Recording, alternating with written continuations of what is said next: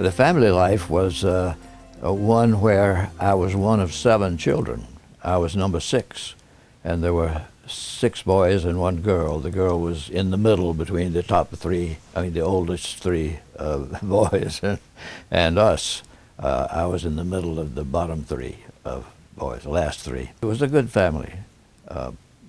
If anybody was trying to mess up, if anybody outside the family was trying to make a mess, was just with some younger member who couldn't defend himself, then the other 5 boys would be in to take care of that situation. But it was mainly just to be there, you know. So that was the way life went with us. We had plenty of food, and we had most of us had small jobs to help out, and we just kept going. Well, my father was his personality was such that he tried to keep things going in the best way they could go, and that included he was for a time he was chairman of the Board of Education for Hancock County, and it ran very well under that direction with 2 assistants that he had on the board. So I mean, he was competent and looked to do things right. And so I think we were all very proud of him. My mother was a marvelous person. She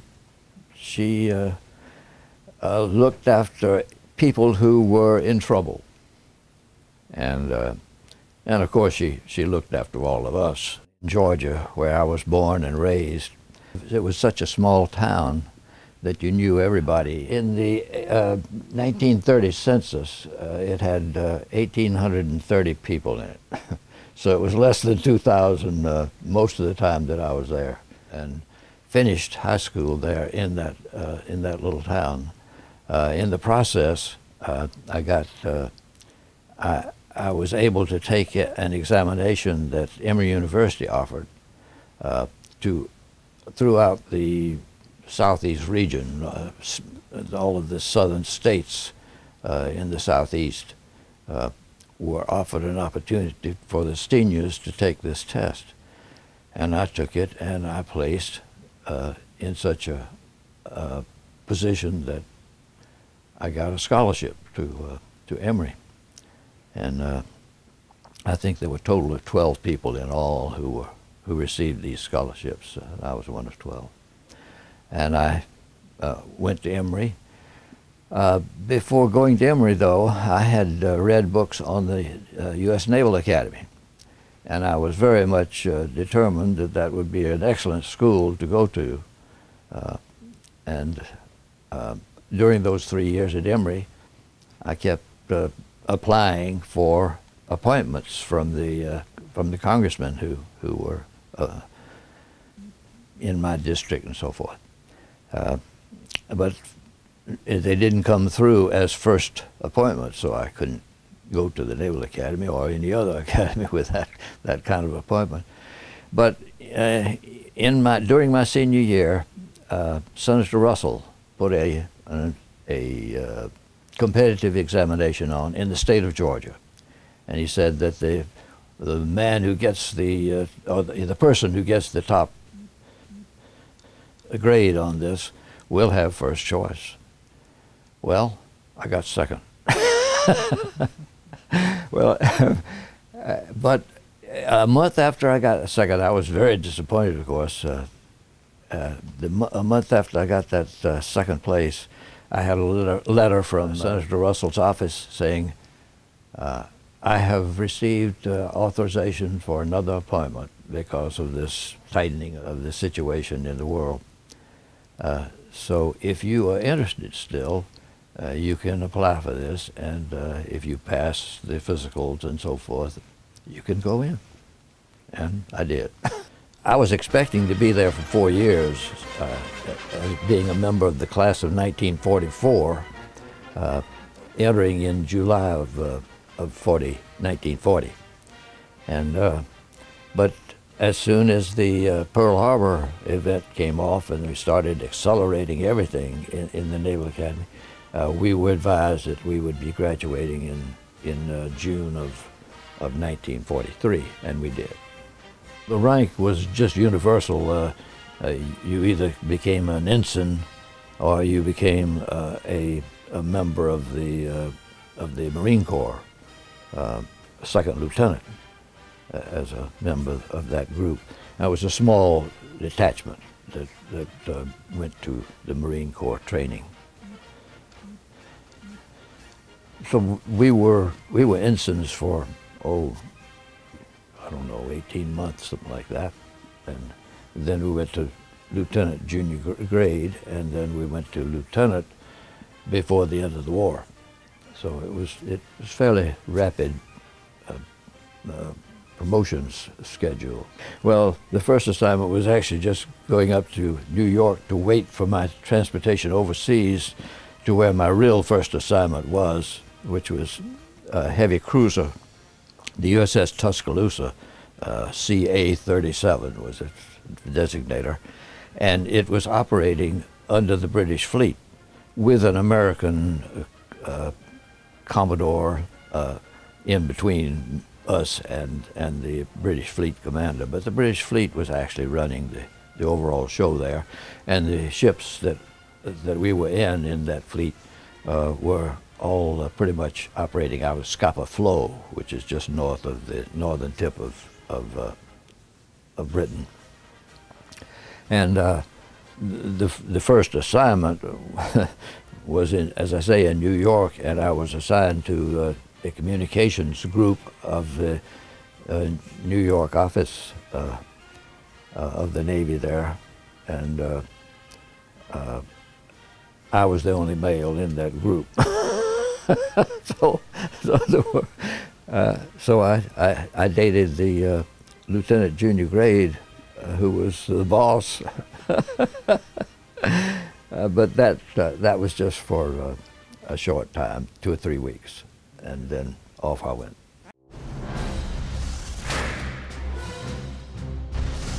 I was in 4 battles. There were 2 really major battles in that. The first battle was one of the major ones, and that was D-Day at Normandy. And our ship was assigned to be one of the support firing ships during the landings at Utah Beach. The heavy cruiser had fired rounds that were 8 inches in diameter and a couple of 3 or 4 feet long, and could carry 260 pounds of high explosive energy.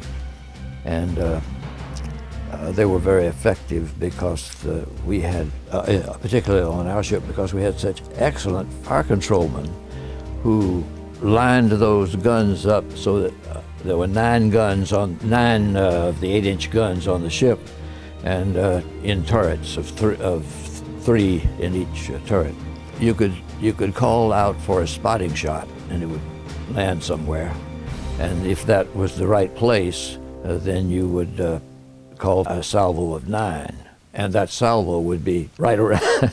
You know, it really was a close fit, so that it was an excellent battery, and worked very well for us. And we got a number of compliments from the Army people that were receiving the benefits of that fire. Following the D-Day at Normandy, then we went to southern France, which was not one of the major of the 4 battles I was in, but it was definitely a battle, and we had a few surface wounds, and then we went to the Pacific, and in '45 we operated against Iwo Jima, and that was a tough one. Lots of Marines got killed there, and then finally the big one was Okinawa. And they had aircraft from the kamikaze outfit coming in to wipe us out. We had 2 two casualties, I guess you'd call it. One was we shot down one of the kamikazes when it was fairly close aboard, and we had stuff scattered around us from that firing. And a couple of, well, a few men on topside were wounded, but not seriously. They were struck by shrapnel. The other casualty, well, there was actually a total of two casualties that were serious. The first one was in Normandy, and that was one of our seaplane pilots who had been transferred to learn to fly the British Spitfire aircraft. And he was one of the aircraft spotters over Normandy, and he got shot down and killed. And in the Okinawa operation, the pilot was flying one of our seacraft with his radioman, and he got shot down. And both of them got their parachutes going and landed. They parachuted to the ground. Only problem was the ground they were landing in was enemy ground. The Japanese held that portion of the area. And they, of course, got out of the parachutes and started heading for the Allied lines. They got separated themselves between one and another. And the pilot didn't make it back, but the radioman made it back, and in 3 weeks he was back aboard the ship. I was still in the Tuscaloosa, still in the ship. We had not been advised that they were going to drop this bomb, but we were immediately advised after it had been dropped. So we were cheering, I guess, is about the best way to describe it, because we had the feeling that this was going to be, that with a weapon like this, the Japanese would just simply not take that brave stance that they usually took, because it just doesn't make sense with that huge number of people being wiped out with one weapon. And it was stiffened by the other bomb at Nagasaki. A message from the Japanese government which specifies the unconditional surrender of Japan. Arrangements are now being made for the formal signing of the surrender terms at the earliest possible moment. I didn't know whether I was going to return home right away or not, because there were some things that had to be done after the truce signing. Claire and her family didn't move to Hancock County until she was 5 years old. And then she was 5 when I was 12. So just I knew the families knew each other, but there was certainly no dating of 12 and 5. And so this continued until I had been through the war, World War II, and was on the ship coming in to visit New York Harbor, just as an operational visit. And I had written to my mother that the ship would be going in there on such and such a date and would be there for a couple of days. And she wrote me back promptly, said, "Now while you're there, be sure and get in touch with little Claire Price, who is taking a course there at Juilliard. And here's her phone number, you can come call." So I did my duty. I called her up, and then I took her out for for dinner. And so I got to know her personality much better, and the 6 years difference didn't make that much difference. So at any rate, when she finished with that course, at the end of that year, she came back down to Georgia and got a job with a small college, women's college, where she taught music, piano in particular. When I came down 2 or 3 times on short visits when the ship was allowing me a little absence from the job. So we started dating then, and pretty soon. Well, Claire has been a very dedicated and devoted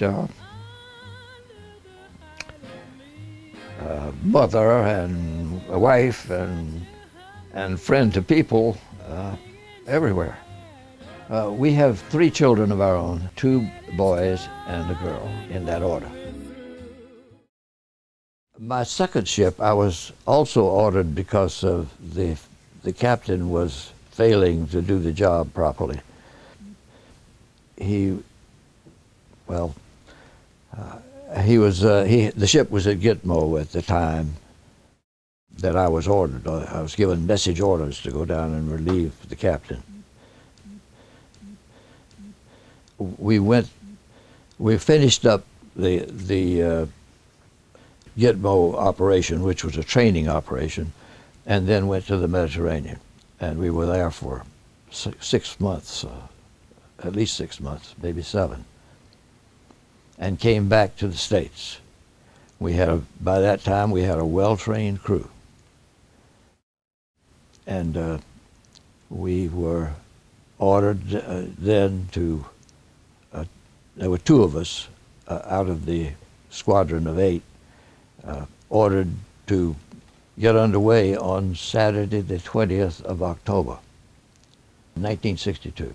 And the reason we were ordered, of course, was not made available publicly at that time. I didn't have any major concerns about Cold War. It became more serious later, and I began to understand what we were up against and what we would have to do to resolve it. We discussed those things among the captains and the execs of the ships, but we didn't really have a drive towards learning all of the details of communism and such. This government, as promised, has maintained the closest surveillance of the Soviet military buildup on the island of Cuba. I said, are you Commander Rozier? And he said, at 4 o'clock you need to sail with your full crew. I said, we're not going to have a full crew at 4 o'clock. Is it possible that there might be some sort of battle or some sort of danger for us in this job? And he said, maybe. I said, well, maybe we need 225 men. I had 245 assigned to me regularly during that peacetime operation. By the time I got underway, which was at about 2 o'clock in the morning, Sunday morning, the 21st, I was short just 25 men. The next question for the Commodore was, now, what is our mission? And he said, you have sealed paper, sealed orders. I said, well, when we get to the lightship down here, which way do we turn, left or right? And he said, to the right. So I knew we were headed south. I had opened the sealed orders and it said, just joined up with these people, and that was about it. Well, we found out exactly where we were going only when the president announced on the radio what the purpose of, what his purpose was over the next 2 or 3 days. A strict quarantine on all offensive military equipment under shipment to Cuba is being initiated, including forming a quarantine line around the Cuban operation.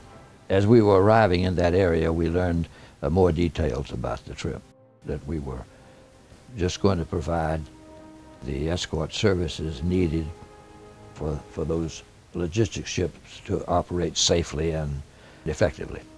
Since we had left all these men behind of our own, we were told by our logistics ship commander, you take off in the Cecil and go up to the quarantine line. Your Commodore has on his flagship your 25 men that you left behind. So I followed those orders, started following them, that is. And then in the process there, our ship near the, we left in the morning, and we were nearing the end of daylight when we picked up a blip on the radar, just a little blip, and I mean blip. There was no sign of any kind of light associated with that radar contact. And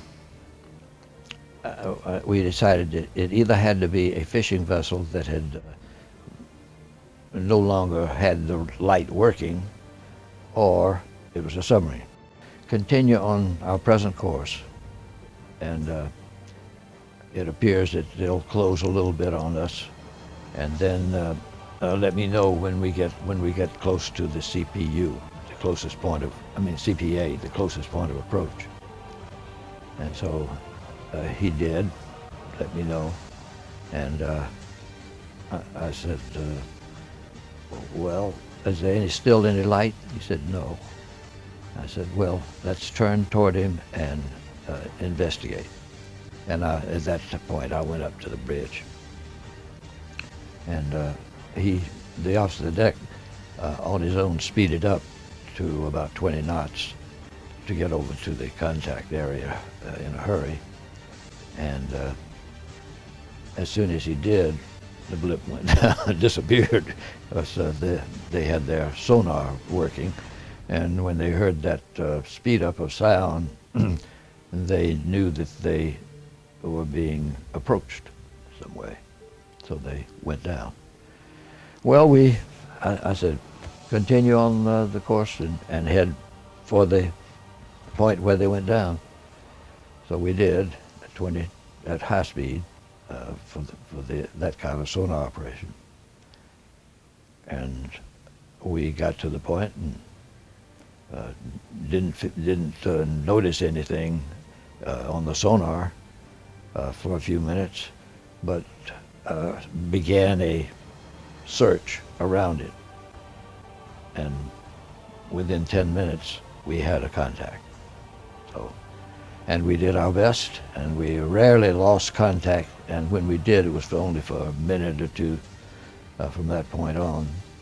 And we really stayed with them, which was, you expect it to be very hard to do, but we managed to do it and stayed with him for 34 hours. We did wind up, though, being the sole ship in the area when the submarine finally had to come up and recharge its batteries. Can I offer you any assistance? And of course, I got no answer.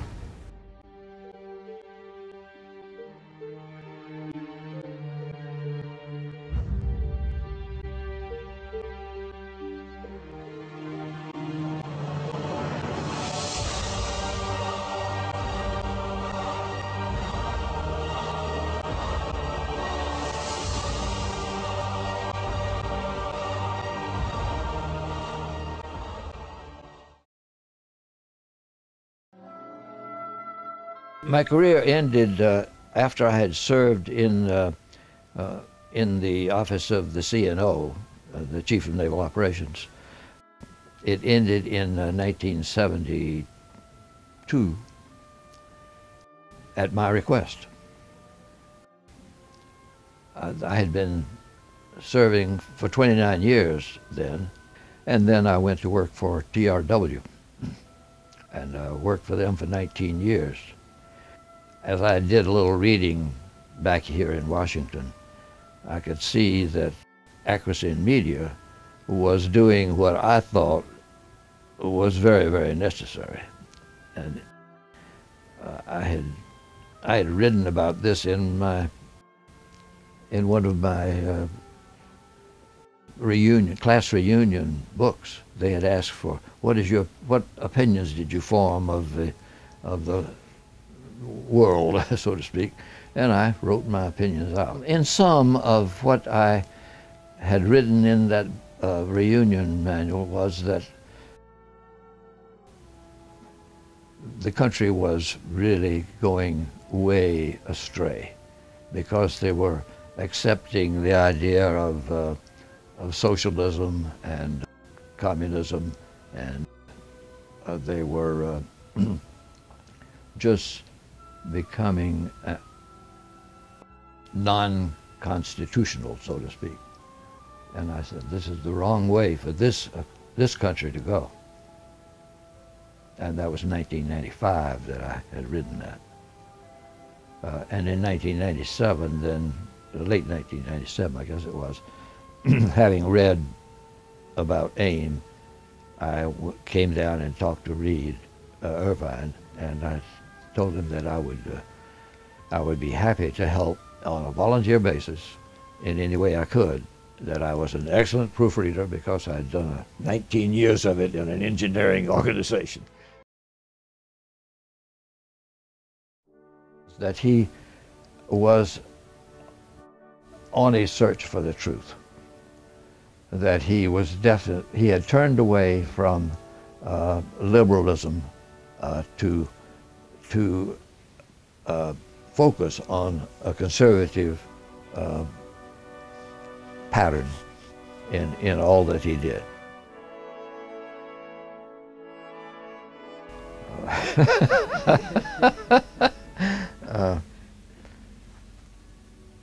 Here lies. My principles, political, are what I've laid out here, and my principles for social life in this world, to make them as conservative as they can possibly accept on their own. I don't know how I'd put that on a tombstone, though.